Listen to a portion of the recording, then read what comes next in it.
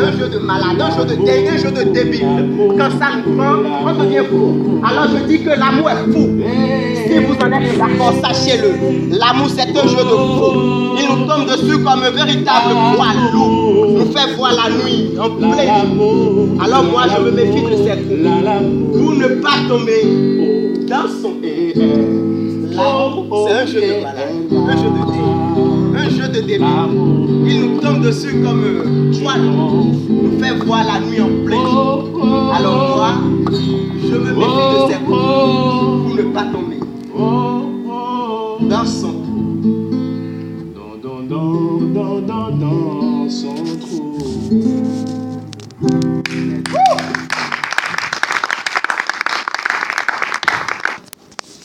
Et toutes les fois que j'entends ce rugissement, je sais qu'il est l'heure de chasser. Je fus, je suis et je demeure un chasseur. Ma spécialité, c'est les antilopes, parce qu'elles sont belles, douces, fragiles et fébriles. Et chaque fois que je sors de la maison, on attend toujours mon retour avec une antilope accrochée au cou.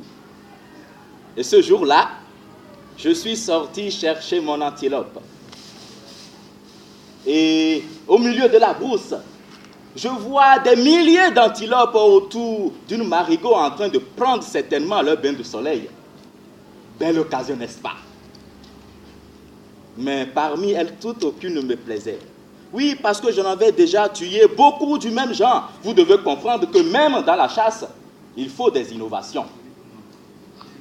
Alors, découragé et déçu, je décide de rentrer à la maison au moins une fois bredouille dans ma vie de chasseur. C'est ainsi qu'à mi-parcours, j'aperçois dans le lointain une antilope bizarre. Bizarre parce qu'elle était belle. Belle parce qu'elle brillait du front jusqu'aux orteils. Belle parce qu'elle avait une couleur multicolore. Belle, belle parce qu'elle était tout simplement belle. Je comprends alors que si je rentre à la maison avec cette antilope, je double, non, je triple, non, je quadruple même mon grade de chasseur d'antilope. Alors, techniquement et stratégiquement, je m'approche du rayon de la cible. Et lorsque je m'apprêtais à bondir sur la cible, ce rugissement tonne et l'animal prend fuite. Je l'ai poursuivi. Ah oui, je l'ai poursuivi. Je l'ai poursuivi des jours et des jours, des nuits et des nuits. Je l'ai poursuivi partout dans les eaux, sous la montagne, dans les collines. Je l'ai poursuivi au paradis et en enfer. Je l'ai poursuivi partout, dans les cieux, partout sur la terre, jusqu'à ce que je réussis à l'attraper. Tout content. Lorsque j'attachais à ses pattes la corde pour la mettre au cou, le rugissement tombe de nouveau. Je prends peur, l'animal prend encore fuite. Cette fois-ci, la poursuite a duré environ 1825 jours. Découragé, déçu, énervé, je décide maintenant de changer de stratégie. Alors je prends mon arme. Je vise la cible, une fois dans mon viseur. Lorsque je m'apprête à tirer dans sa cervelle, je vois à côté de mon antilope une lionne. Ah, celle qui rugissait. Mon grand-papa me disait souvent, si au bout de la poursuite d'une biche, tu te retrouves devant un animal plus féroce, il faut savoir changer de stratégie et de goût pour pouvoir rentrer à la maison avec cette viande, la rare et la bonne. Ou du moins ça. Pourquoi continuer à courir derrière la sympathie si avec l'amour, nous avons tout? Et ce soir-là, je suis rentré à la maison avec cette viande, la bonne, la rare, ma lionne. Et chaque fois que l'envie me prend d'aller chasser, je me rends compte que cette viande rare et bonne que j'ai à la maison, je ne peux finir d'en consommer. Pourquoi donc aller chercher de l'indigestion dehors? Ah, le rugissement. Ma lionne, c'est mon amour. Celle qui a été toujours là au moment où je cherchais les sympathiques antilopes.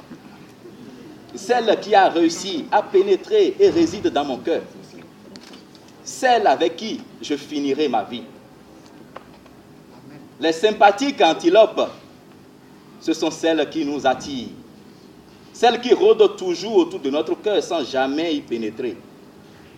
Eh bien, chers sympathiques antilopes, j'ai déjà lionne, mon amour. Alors, partez, un autre chasseur vous attend.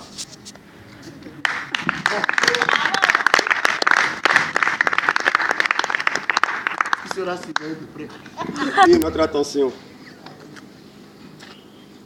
Bien des moments s'épanouissent dans notre vie, comme les fleurs s'épanouissent, sans pour autant attirer notre attention. Dans le cœur du petit enfant, sur les lèvres de l'adolescence, une phrase se répète sans cesse. Papa, je t'aime. Dans les béquilles du vieillard, une phrase se répète sans cesse. Au-delà de tout, je vous aime. L'amour ne se montre pas, il se démontre. L'amour ne se justifie pas, il se vit. Et si nous sommes ici, oui, si nous sommes ici, c'est pour célébrer ici, avec vous, aussi bien les cœurs en joie que ceux en détresse. S'il y a un mal dans ce monde, c'est la maladie de l'amour. Et j'ai une chose à vous demander. Si je n'ai que cet instant pour vivre, c'est une grande épreuve. Elle n'est pas impossible. Elle n'est pas irréalisable. Chers frères, vous devez bien vous lever. Levez-vous. A certain calm and the moon must come together as one. There are people